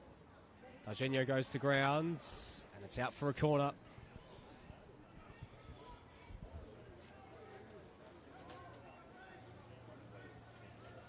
Interesting to see what Green Gully does. You know, for the remainder of the game, do they just sit off and hold on for a point, or do they actually go for it? I would go for it. You know, you've got all the momentum, being the better side. Short corner taken by Iannucci to Latham. He floats it in. Shrivers! And Green Gully have taken the lead. It's been coming, and the visitors have taken a shock lead over the Avengers here. It's a wonderfully weighted ball into the area from Latham, and Shrivers makes no mistake with a bullet header into the top corner. Well, they needed to get that scoreboard pressure, and you know, I'm not a fan of short corners, but that one's definitely worked out for Green Gully. There's a warning sign in the first half where they did a similar routine with Latham dropping in from midfield and getting that short corner, and they nearly scored from that one. So you know, Avondale haven't learnt their lessons from Green Gully's constant pressure from set pieces today. Deserved goal for Green Gully. And suddenly it's game on. Look, Nicholas, Avondale. Sorry, it was a matter of time before a short corner was going to come off. Worked when I'm commentating, but credit to him. You know, that was a well-worked routine. Well, Jamie Latham, who put in that assist, was so good for Moreland City over the last couple of years. The ball fed through, looking for Yusuf Ahmed, and it's collected by Driscoll. And that ball into the area that found Taylor Shrivers was just inch perfect. It's been a real captain's performance from Taylor Shrivers today. Absolutely, easily looking like he's best on, I reckon. I think he's definitely put a stake in the ground for that. How do Avondale respond? This is a rare position for them to be in, to find themselves behind in a game. Conversely, for Green Gully, it's a rare position for them to be leading in a game this season. It's rare to see Avondale look so flat. Like, yeah. I've never seen them look this lethargic for years. Probably since they missed finals a couple of years ago, when the games were piling up towards the end of the year and they missed out and on the top six. It's turned over there by Sian Cuba, and you can just sense the frustration in the Avengers right now. So frustrating for the Avondale coaching staff as well. You win your highest win ever last week, 8-0. So convincing. Scoring 8 goals at this level is unbelievable, and then it's not even looking like getting a sniff on goal today. Shifa Ahmed, who has provided so much energy since coming on, turns it over. Here's Yusuf Ahmed. What can he do in this sort of area? And he just got the ball stuck underneath him. It comes out to Cuba. Cuts inside, plays it out wide, and it's a shot from Zinni, and it's straight at Liam Driscoll. It's going to be hard for Avondale to just flick that switch and get back into the game, especially Green Gully is playing like a team possessed today. So if this result stays, it looks as if Avondale will end this round outside the top two with Heidelberg and Hume in action tonight. Both teams a point behind. Well, Both those games tonight are cracking games. They're just even more interesting now if the result stays the same. And South Melbourne can really extend their lead at the top with the win over Port Melbourne, and Heidelberg really put themselves as a contender as well if they can beat Hume City. So another substitution here for Avondale, and it's going to be George Ott coming on here in the end of the game for Sian Cuba. So it looks like they're probably going two up top here with Ott coming on, and they're really front-loading that attack with as many attacking options as possible. So George Ott, a bit more of a natural number 9 coming on here for these final 21 odd minutes. He might drop Yusuf Ahmed a little bit deeper to get him more on the ball and involved in the game. Just put Ott up top by himself. It's been tough going for Yusuf Ahmed today. Hasn't really been able to make the desired impact.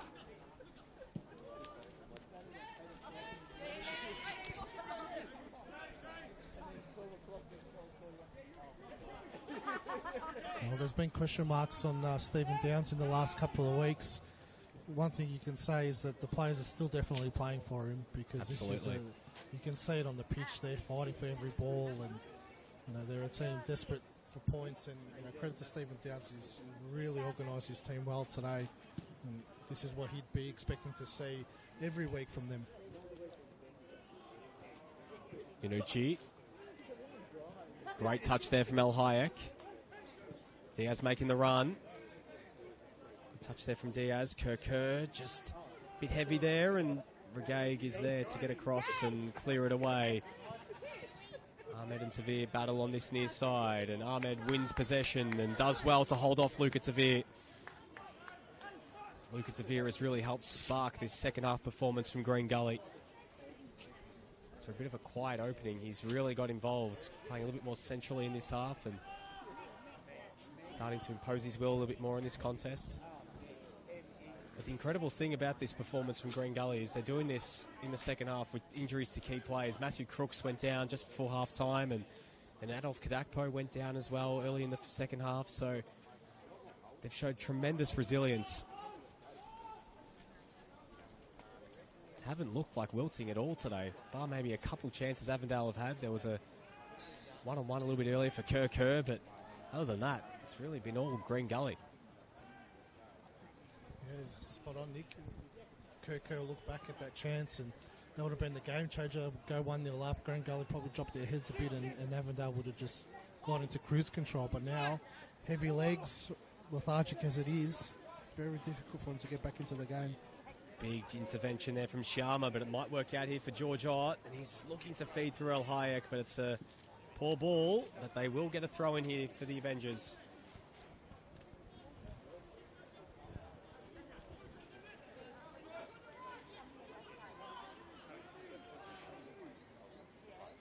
Ott in a wrestle there with Regaig, and Aidan Bryce is not happy with that. He wanted a penalty.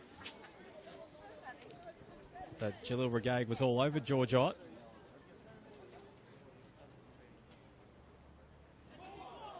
Was for a handball against Jay Charmago, ignored by Yanni Zizis. Dargenio. So this result stays. Green Gully will be into 9th on the ladder. Still 7 points behind Port Melbourne before they take the field later tonight against South Melbourne. So still a big mountain for them to climb, but there is still 15 games of action left, so they can find some momentum. They hang on here. Be huge for their season. This is the team that expects to play finals, a team that expects to be competing right at the top. And the start of this season, the first 10 games have been far, far from satisfactory for them, but this is certainly a step in the right direction. Diaz plays it out wide. El Hayek's cross, and it's collected by Driscoll. It's a dangerous area. Firstly, for Avondale to lose 2 games at this point of the season is very unlike them. So just around the grounds, Moreland City have retaken the lead against Altona Magic. They're up 2-1. Dandy City 3-1 up against Manningham. Still Dandenong Thunder up 2-0 against St Albans. It's that relegation battle really starting to heat up if Moreland City are able to get points and hang on to that lead that they do have against Altona. There's some news in about the Melbourne Knights coaching changed. Ivan Franic will step in as an interim manager for the time being, and Fahid Ben Kafala will be his assistant. Well, there you go. There's the breaking news here on the NPL Victoria live stream. That's why every time you've got to tune in to miss these nuggets. So there it is, Ivan Franic, the new coach of Melbourne Knights. As here's Jay Chalmer, plays it across the face. Adam brings it under control, feeds Yanucci. Yanucci sizes it up, and the shot's blocked by D'Argenio.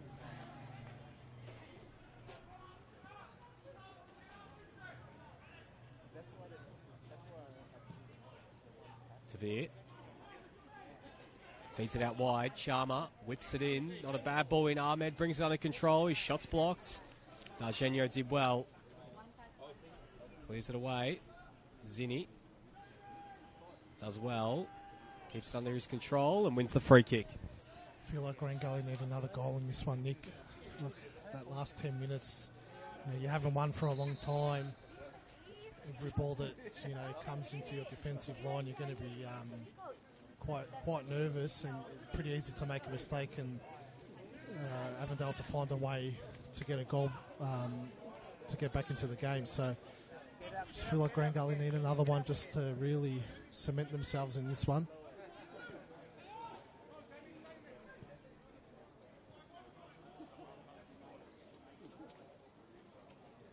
Katabian. Hayek, Diaz. Both teams still have options on the bench to turn to. Avondale have got the two youngsters, Sebastian Vargas and Ethan Pisani, on the bench, who they can turn to. Green Gully, do wonder if they might bring on someone like Abdul Kuku or Leon Kifle. Two of the options there. Also Thierry Iradakunda. Might be an option to bring Iradakunda on. Just play him in the midfield just to shore things up. Looks like it's going to be Avondale making that third substitution, though. And it's going to be Sebastian Vargas coming on here in the day for Adam El Hayek. Bit of tough going for El Hayek today on that right-hand side against the likes of Muhammad Adam and Luka Tavir. And here comes the youngster, Sebastian Vargas, for an opportunity here for the final 15-odd minutes here at Avenger Park. Tavir. Pressure there from Ahmed. Shrivers. Scuff clearance. Bryce. Very youthful Avondale defence with both D'Argenio and Vargas on the pitch now.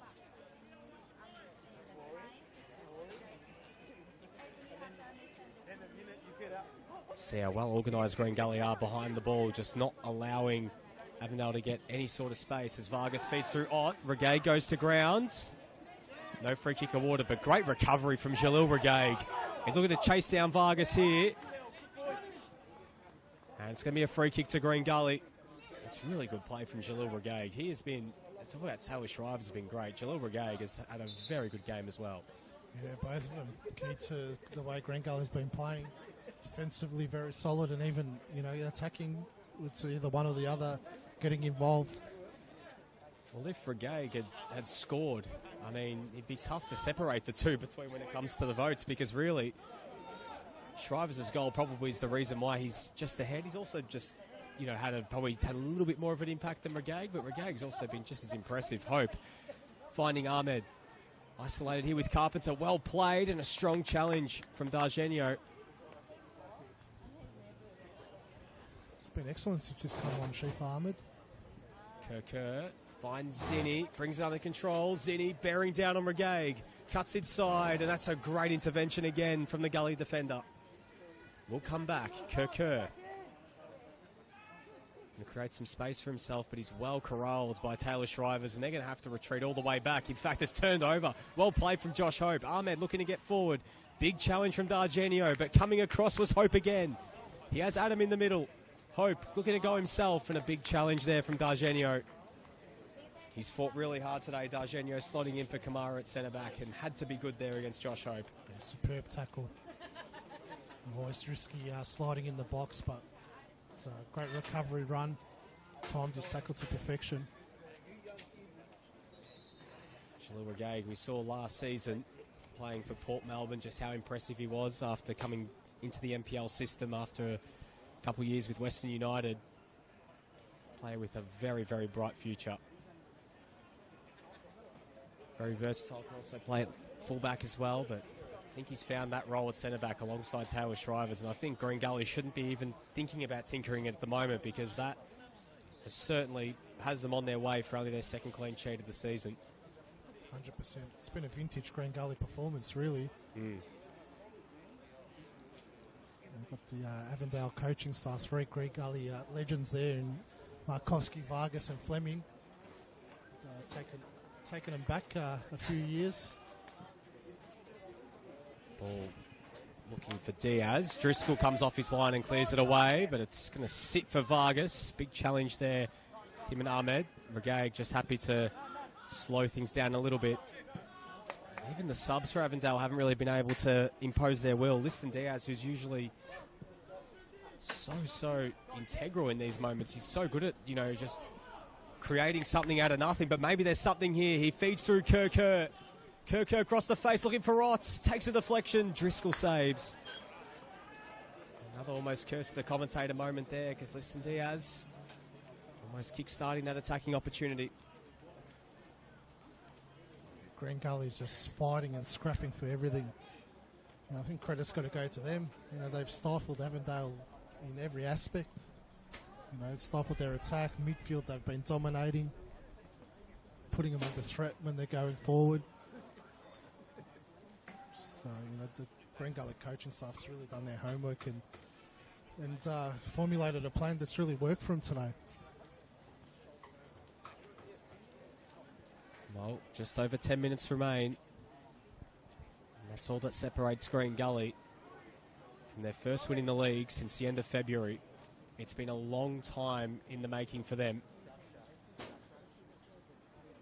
But a win could really spark the second half of their season. Could alleviate so much pressure off Stephen Downs. But still, Avondale will continue to ask the question. Here's Vargas. Kerr. To go himself. Kerr, what a save by Driscoll on the second attempt. And it's cleared away by Shrivers.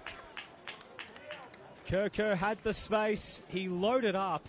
And Driscoll's first attempt, it wasn't the most convincing of saves, but he got across and he did well enough to clear the danger just for now. There's a bit of a panicky save in the end there, Nick. Especially the rebound. They got away with that. Just got to switch their focus back on now. Katabian whips it in. Driscoll gets a fist to it. Will be coming back. Katabian looking for Diaz. It's turned over. Yanucci. Big challenge from Kerr. And it's a throw in a Green Gully. Much to the chagrin of the Avondale bench.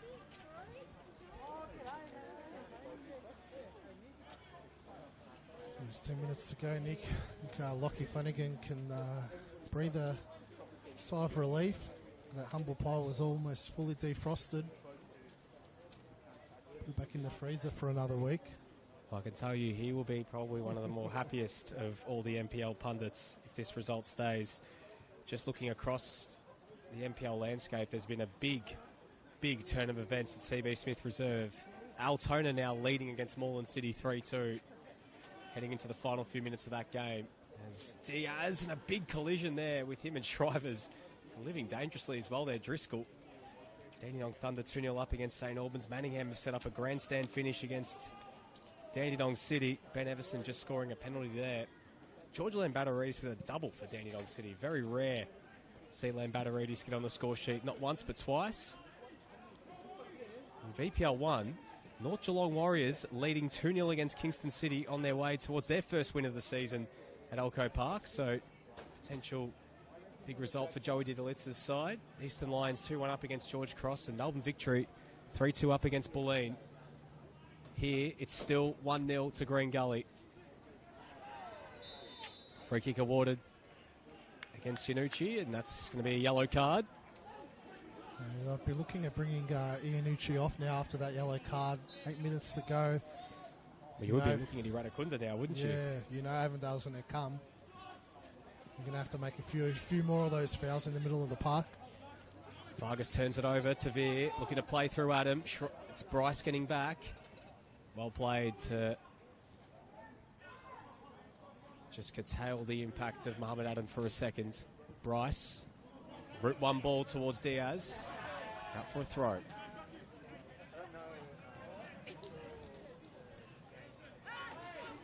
Ott holds it up. Kerr. Just got the ball stuck underneath him and he turns it over. Ball kept alive and calls for a foul. Adam, collected by Bryce, does well, Muhammad Adam, but Bryce does well again on the second attempt to win it back. Kerr looking to play it quickly, looking for Zinni.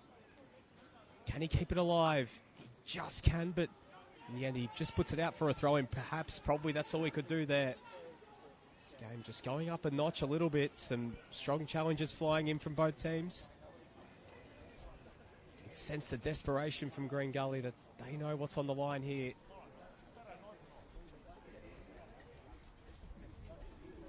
Just got to keep their concentration, Nick. That's the key here.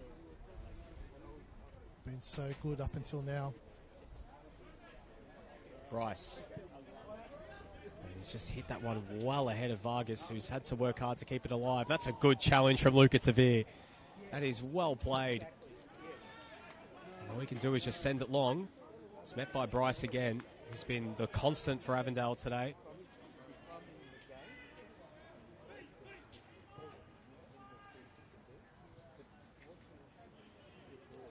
Carpenter. Playing it centrally for Ott. Carpenter still going. Takes a big deflection. Kerr in a shooting position. Straight at Driscoll. Another opportunity for Kerr. But Driscoll with a much more comfortable save this time. Starting to find their rhythm now, Avondale. You expect that Green Gully to start dropping off and holding on for the result.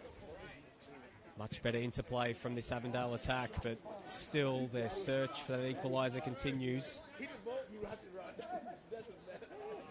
Kerr up next for Avondale in the cup.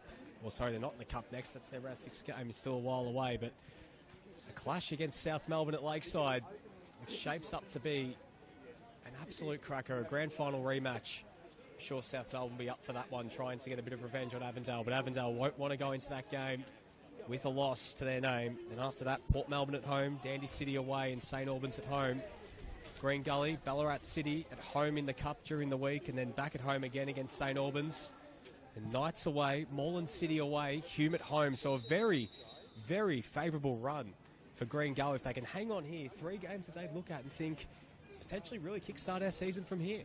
Yeah, 100%. You know, no better way to kickstart your season with a gritty 1-0 away win against the champions. And then, like you said, a pretty good run of games after that. Still, they've got a few more minutes to hang on. Every minute would feel like an hour for those Green Gully players, and they can take more seconds off the clock here. Winning that free kick was Luca Tavir. Jeez, if Gully can hang on, and if South Melbourne can get a result at Port Melbourne tonight, jeez, a massive game next week. And if South Melbourne can, you know, they beat Avondale Lakeside last season. If they can do it again, open up a massive gap between the two sides.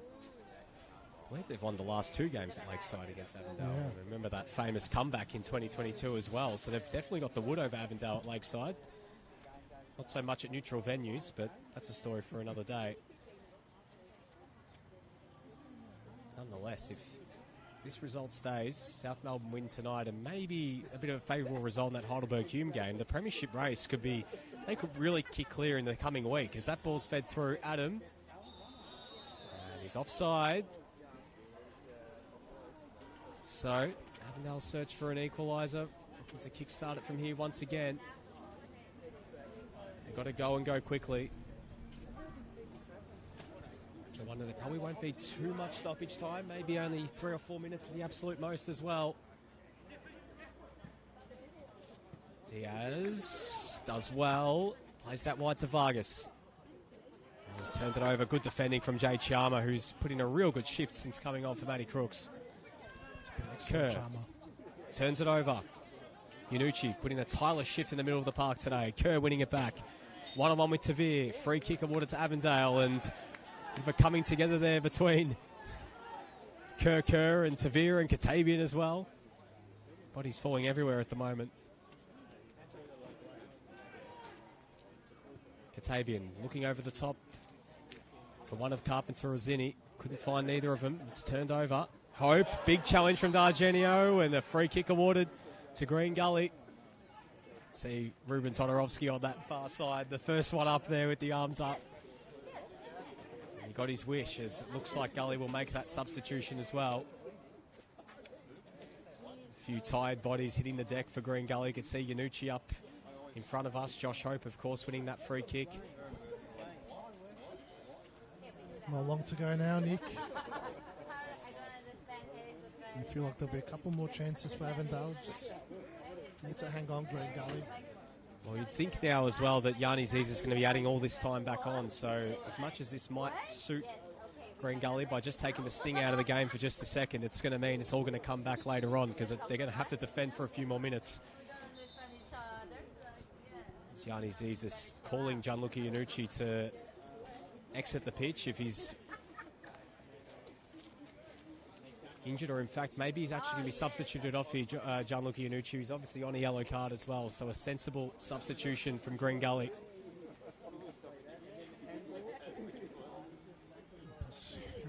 The true holding midfielder, exactly what you need to come on at this point of the game. Yep, so will be Thierry Iradakunda coming on for Gianluca Yanucci. A tireless shift from Yanucci, probably one of his best playing in this role as a number 8.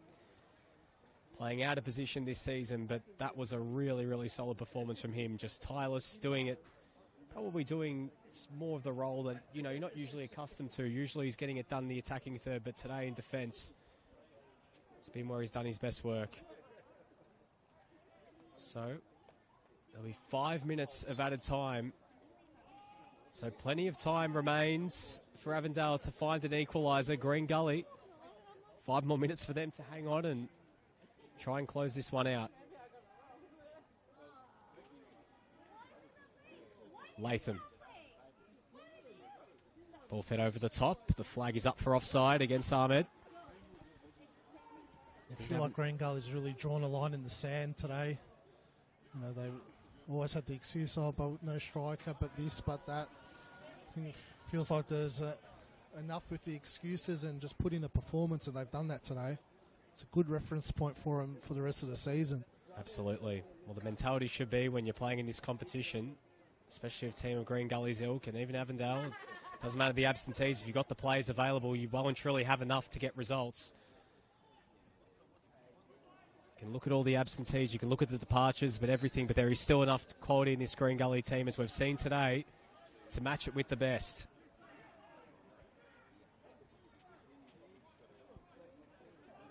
Bryce. Diaz. Cutting inside, Liston Diaz. Looking to feed it through towards Ott. Ott brings it under control. Ott in a shooting position. It's blocked. Comes out to Vargas. He floats it in. Headed away by Shrivers. Kerr. Carpenter. Out wide. Back to Kerr. Gets himself into a crossing position. Still going Kerr, and he wins a corner. No, it's just kept alive, and it's out for a throw-in. Again, desperate defending from Green Gully. Katabian. Ahmed. Back to Katabian. Bryce. Vargas. Kerr receives from Diaz, and looked like his shirt was being tugged there, but the referee, Yanni Zizis, waves play on. Ball fed over the top looking for Adam, putting Bryce under some pressure. D'Argenio getting back to help out. Well played from Mohamed Adam to put them both under a bit of pressure there, and it's turned over from Manos. Here's Ahmed. Waiting for options. Jamie Latham coming in from deep, but he ignores it. He opts to play safety first, and he wins a corner. Very smart there in the end from Shifa Ahmed. Not going for glory, but takes more precious seconds off the clock. What a performance from Muhammad Adam as well. He has chased down every single ball, harassed the Avondale backline, worked his socks off. Well, he's maybe been at times a bit isolated up front, but it hasn't stopped his effort. Looks like Gully are about to make another substitution. It'll be Kiflay is about to be coming on for Joshua Hope. And Scully win yet another corner. More seconds off the clock. They edge closer and closer towards their first league win since the end of February. How big this will be for their season, for their coach Stephen Downs, for this entire playing group. Maybe there is a light at the end of the tunnel for them after what's been a difficult run. Throw in again here for Gully.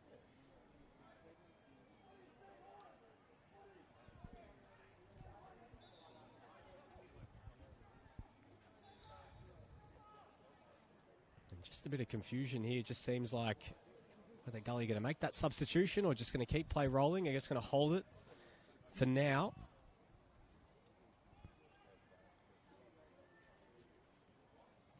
Hope's cross, and it's turned over in a very dangerous area because now Avondale can break with speed through Bryce. Here's Vargas. Coming centrally, Sebastian Vargas. Still looking to get forward. Feeds it out to the left. Zinni in some space. Big challenge yet again there from Justin Spiteri, denying Stefan Zinni. And here comes the substitution for Green Gully. It's going to be Elion Kiflay coming on here for Joshua Hope. So a few more seconds off the clock. Again, that's Rupert's experience there, Nick. You know, if they made the sub when he was right next to the touchline, he would just walk straight off and kill 2 seconds. Wait till the ball is on the other side of the park and he's going to come across. So Carpenter called to bring that throw in back as Josh Hope, another tireless performance from him. One of Gully's better performers this season. And now a chance for Avondale though. Blake Carpenter sizes up this long throw. Ott helps it on its way. Comes out to Vargas. Kerr. Big play again there from Shifa Ahmed. And it's out for a throw. Avondale get the ball back. Seconds remain. Kerr. Couldn't beat the first man in Latham. And that's that. The sweet taste of victory for Green Gully at long last. They record their first win in the league since the end of February. And what a way to do it. A 1-0 win over Avondale here at Avenger Park. Their first win on the road as well this season. And pressure alleviated off Stephen Downs as a result. And a big win for Gully, which could spark the remainder of their season. A goal from Taylor Shrivers, the difference between the two sides. As Green Gully record only their third win of the season, shocking the reigning champions Avondale, Mark. Credit to him, Nick. That was an excellent performance for 90 minutes. Very well disciplined, very well organised. Kept compact the whole game. And Avondale will be disappointed with that. They look very flat. You can put it down to the midweek game. I think you're going to extra time against Altona East. Wasn't ideal for them. Probably expected a bit of an easier game and just ran out of legs. Just, very unlike Avondale performance, but credit to Green Gully. They were, excellent from start to finish. Well, Green Gully getting a much-needed 3 points heading into a run of games where they can really spark the second half of their season. There's still a long way to go for them if they're to catch the top 6, but this could be the start. St Albans at home next, Melbourne Knights and Moreland City await after that on the road. Of course, as well, they have cup action this week against Ballarat City, where their focus will turn to on Wednesday night. While Avondale, they will now have to gear up for a grand final rematch next week against South Melbourne at Lakeside. So a lot for Zoki Markovski and co to mull over in the next week or so. But for Green Gully, it's joy at long last. It would feel like the weight of the world is off their shoulders after coming away with that win today. But we'll be signing off here from Avenger Park. Thank you very much for joining us on the NPL Victoria YouTube live stream. Thank you very much once again, Mark, for joining me here. Commentary, I've been Nick Tabano, and thank you very much for joining us. And we sign off. Avondale 0, Green Gully 1.